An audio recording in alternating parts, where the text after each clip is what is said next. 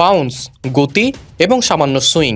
বিরাটদের অভ্যর্থনা জানাতে একের পর এক ব্রহ্মাস্ত্র সাজিয়ে হাজির হচ্ছে অজিরা।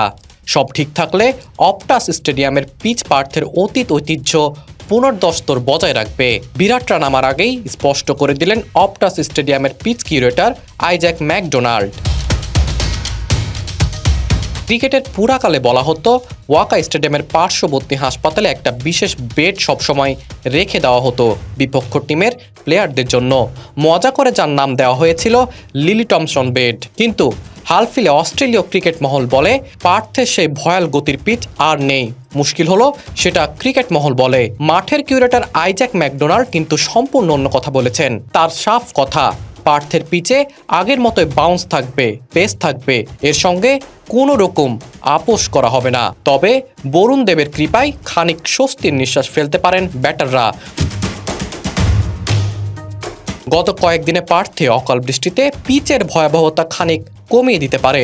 আসলে শুকনো আবহাওয়া পার্থ আরও ভয়ঙ্কর। তাতে দিন দুয়েক পর থেকে সরপিল ফাটল দেখা যায়, যা পেসারদের আরও বিপজ্জনক করে দেয়। যদিও গত কয়েকদিনের বৃষ্টিতে পিচে সেই ফাটল তৈরির সম্ভাবনা অনেকটা কমিয়ে দিয়েছে। অপটাস স্টেডিয়ামের কিউরেটর ম্যাকডোনাল্ড বলেছেন, আমার মনে হয় না এই আবহাওয়া পিচ সেভাবে ভাঙবে।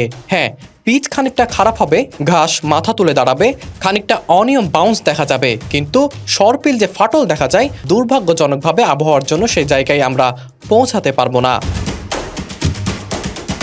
আইজ্যাক ম্যাকডোনাল্ড আক্ষেপ, আবহাওয়ার জন্য 2 দিন নষ্ট হলো, তাই পার্থের চিরাচারিত পিচ হবে না। তবে আবহাওয়ার পূর্বাভাস আমরা দেখেই আগে থেকে পিচ তৈরি শুরু করেছিলাম। তাই আজ সকালের যা পরিস্থিতি, পিচ খেলার উপযুক্ত, সে নিয়ে সমস্যা হবে না। ম্যাকডোনাল্ডের সাফ কথা, বাউন্স পেস আগের মতোই থাকবে, সেই সঙ্গে পিচে ঘাস থাকবে 8 থেকে 10 মিলিমিটার। তাছাড়া আবহাওয়ার জন্য খেলার দিন সকালে পিচ ভেজা ভাবটা থাকবে, যা ভয়ঙ্কর করতে পারে অপটাস স্টেডিয়ামকে। অতএব ভারতকে স্বাগত জানাতে পার্থে যে মেনু কার্ড ম্যাকডোনাল্ড বানিয়েছেন, যশস্বী জয়সওয়াল বা বিরাট কোহলিরা সেই মেনু বিশেষ পছন্দ না করলেও বুমরা সিরাজরা ভালোই পছন্দ করবেন। মুনা নাজম রিফাত, বিডি আর্কাইভ।